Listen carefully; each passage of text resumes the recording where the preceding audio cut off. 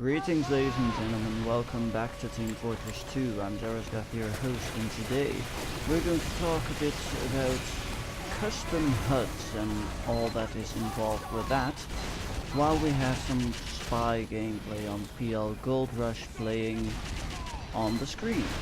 Anyway, a custom HUD. What is a HUD? A HUD stands for Heads Up Display, and it's all the information that is not the actual world and your character. So, your health, your ammo, your opponent's health, your opponent's ammo, the time limit, the disguise information for a spy like this, stuff like objective information, all those kind of things. And yes, that's what a HUD is. So, you might wonder, why take a custom HUD? I mean, TF2 already has a HUD of its own, and while that's true, I personally am of the opinion, as are most people, that the default HUD of Team Fortress 2 is not all that great. To be quite honest, I am not a fan. It's a bit full and cluttery. I don't like the placement of certain things, such as, for instance, the cloak meter or well, the ammo as well, though it's quite in a similar place. I also like it when numbers and text is a bit bigger, so it's well visible, such as is everything on screen at this moment in time. And that's really why I have a custom HUD, because I'm just not happy with some of the default options.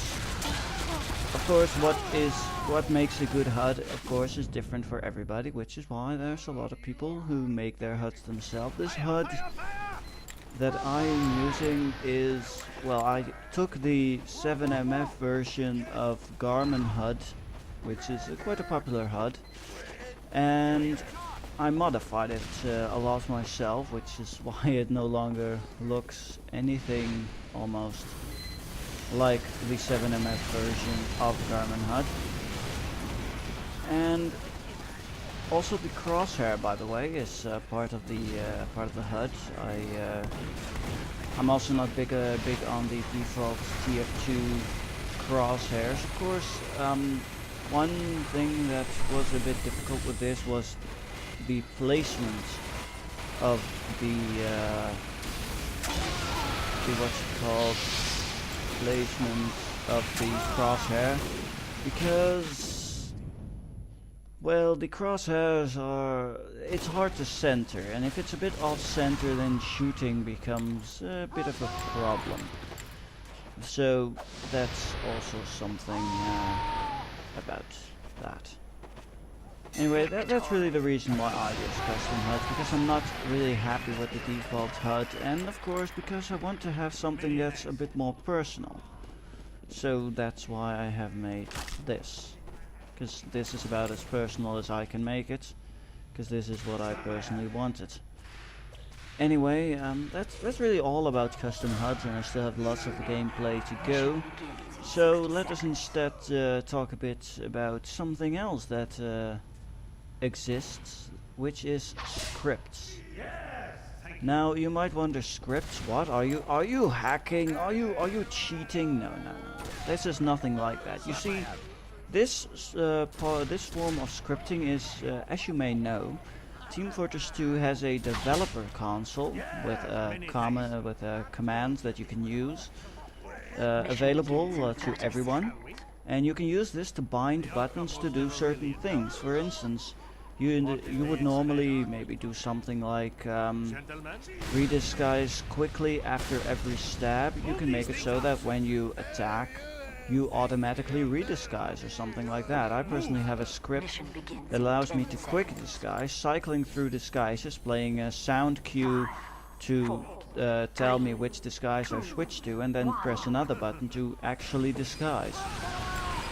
See, there was the Pyro sound, and that Pyro sound tells me that I'm disguising as a Pyro. So, and by pressing one button I can cycle through, and by pressing another button I can actually disguise.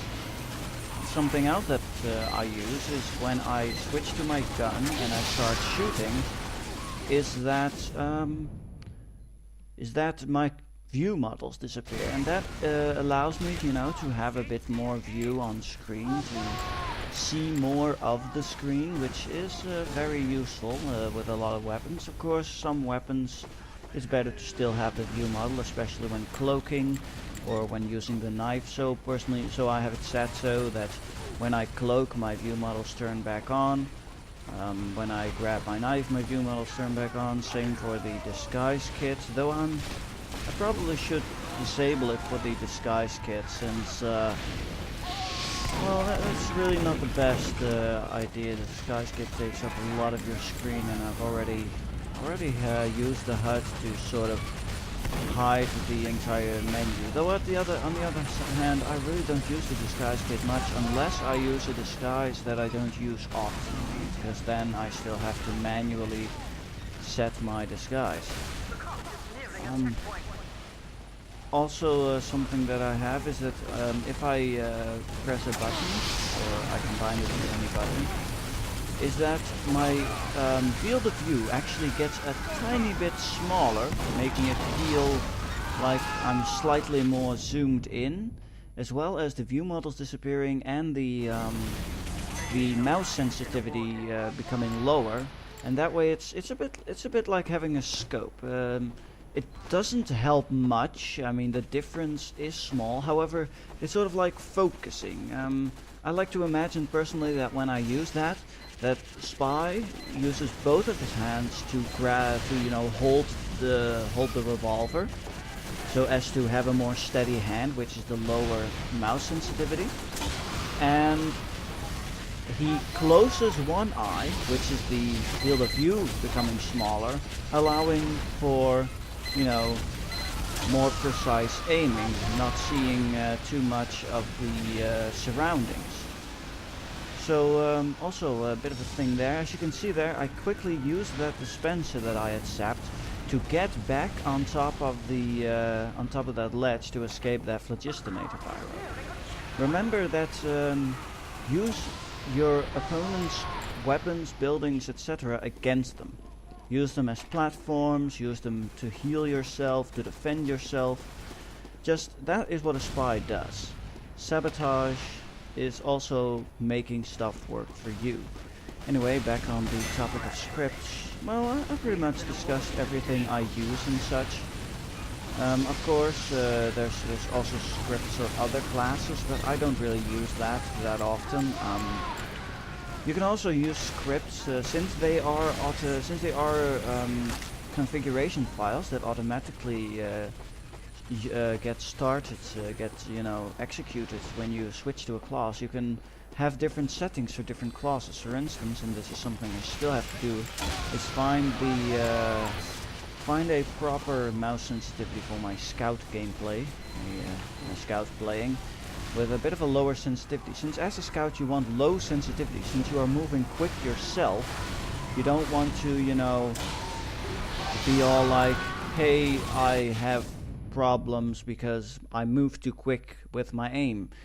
As a heavy, when you are a slow target, then high sensitivity is a must, pretty much. I mean, I believe most competitive heavies, etc., they do play with very high sensitivity, whereas most scouts play with lower sensitivity.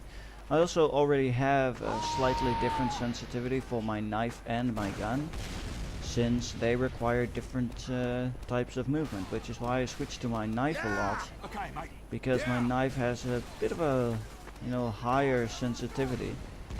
As you can see here, I was disguised as a friendly in friendly terrain, which is also something my quick disguise script does, allowing me to quickly switch from friendly disguises to enemy disguises and vice versa.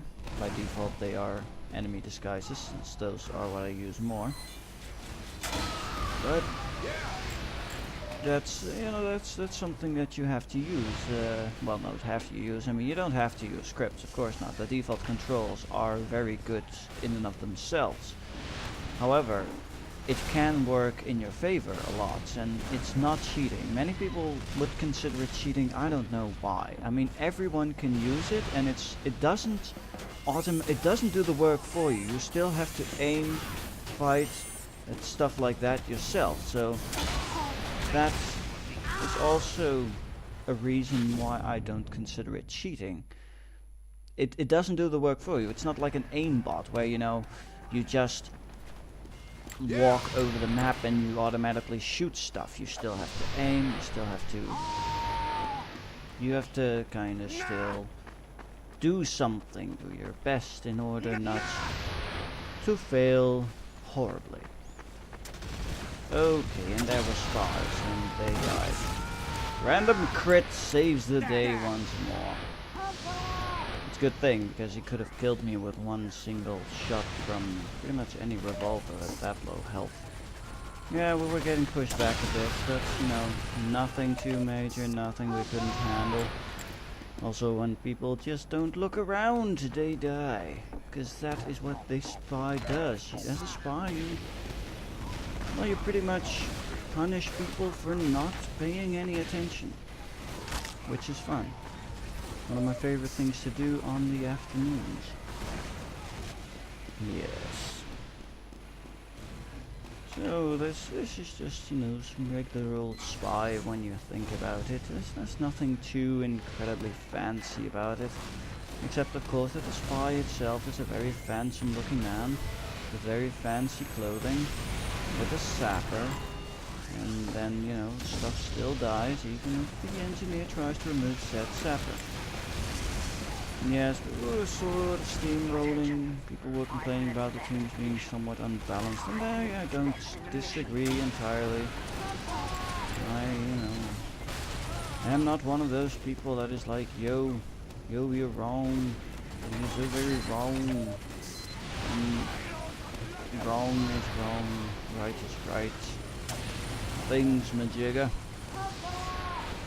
So I guess I talked about everything I really wanted to talk about regarding HUDs and scripts. You know, explain a bit of what kind of scripts I have, what I do with them.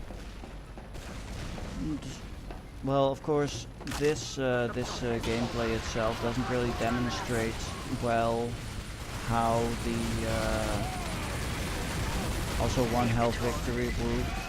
Doesn't really show well how the zoom thing works, and I don't use it much with the regular revolver. I mean, it's more a thing that exists because I, you know, use the what's it called instead? It's more useful with the ambassador. That's what I'm trying to get at. It's not really useful with the default revolver, or pretty much any revolver other than the default.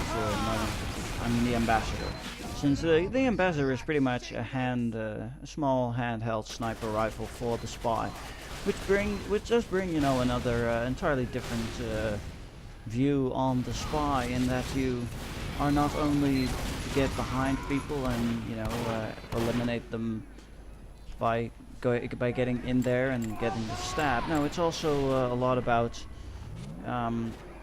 you also get the ability to do damage at long distances. Also, when you know, get into a 1v1 with someone, the ability to get that headshot really helps. In most cases, it even causes people, you know, to flee, because they know, oh no, if he shoots me one more time, I'm dead. And I don't know how much health he has, unless the opponent is also a spy, but that's usually not the case. So, they've got stuff to worry about with places. Also other spies that I can't hit with my revolver for some reason. Until I can, for another reason. But yeah, that's also something to consider. Always consider things. You must consider your many options that you have as a spy. Now, I personally have, of course, like most people who play a lot of spy are like, yeah, favorite loadout, you know, that's not relevant, because as a spy, all your loadouts are situational. And while that is completely true, while all loadouts for a spy are situational, most people are probably lying when they say, I don't have a favorite loadout. Everyone has a weapon that they use as their most favorite weapon. Their most favorite revolver, their most favorite kind of cloak, Of course, as a spy, you have to consider that pretty much everything you do has to be is a situational thing. That does not mean that you don't have a favorite weapon or something like that. My personal favorite loadout is the completely default loadout, except of course, well not of course, but except using the Ambassador instead of the default revolver. Though I also use the default revolver a lot because it's probably the most reliable revolver in the game. It has no drawbacks, it does decent damage, and it can, you know, fire relatively quickly. So to me, it's definitely one of the best, if not the best, revolver out there. Of course, the Ambassador, there's something so satisfying about getting headshots, especially against enemy snipers as a spy. You know, just for the irony, you headshot the headshotting class. And this is something so much fun about headshotting a sniper, especially if that sniper is the type of sniper that's all like, yo, I have a razorback, I am spy-proof, and then you shoot him with your revolver and he dies anyway. And that's also something I like to do a lot. Getting those headshots, or just killing snipers with revolvers, because it's a possibility, and it's something that is a lot more satisfying than just getting a stab. Although getting a stab is also very, very satisfying. Also, escaping Pyros is usually a very satisfying thing, especially if you get the stab on them afterwards, after they, you know, have removed your sappers. That's also something. Why did the Pyro get the home wrecker? I mean, come on, after you sapped the sentry and killed the engineer, his stuff should die. Shouldn't have to worry about, oh no, maybe a Pyro that's nearby that's already defending the sentry nest as a home wrecker.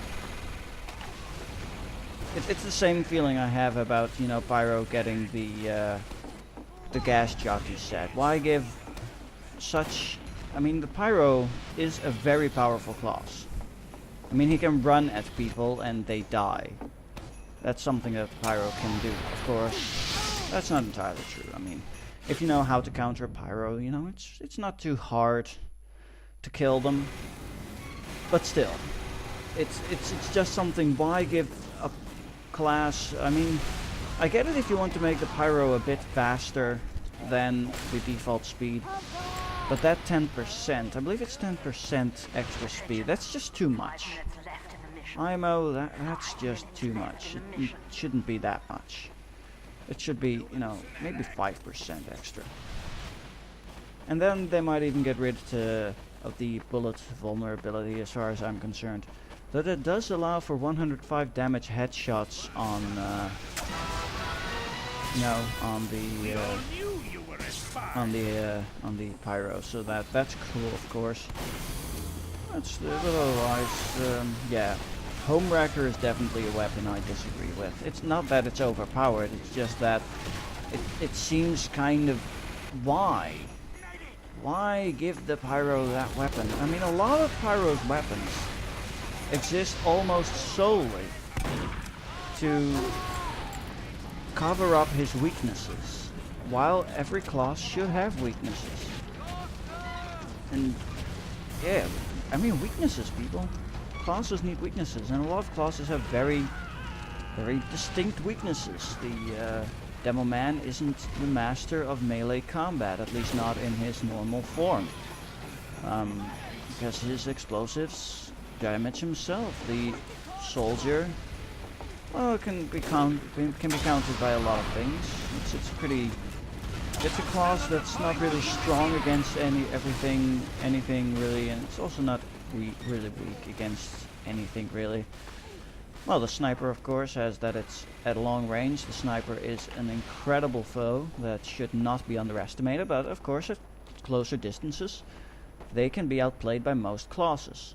Spy is a class that excels at, you know, being sneaky, getting key picks, getting, you know, high value targets like medics and engineers and stuff like that.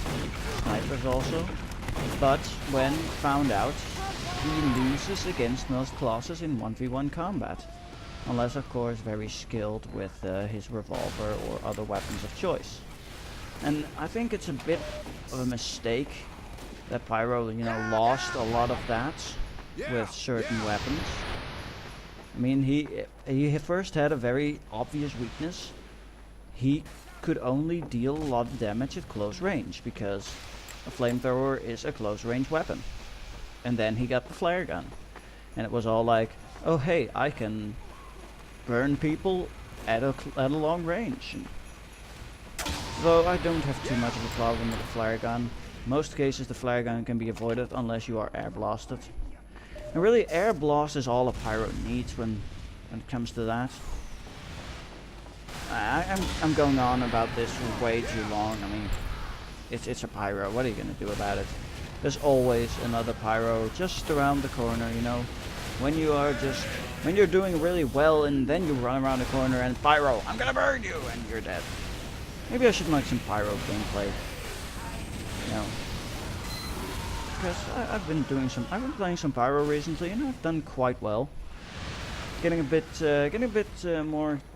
I'm working on using the degreaser, and then using the reserve shooter, and then being all like, "Hey, I'm going to, you know, air blast you and shoot you with my machine, no, not machine, with my shotgun."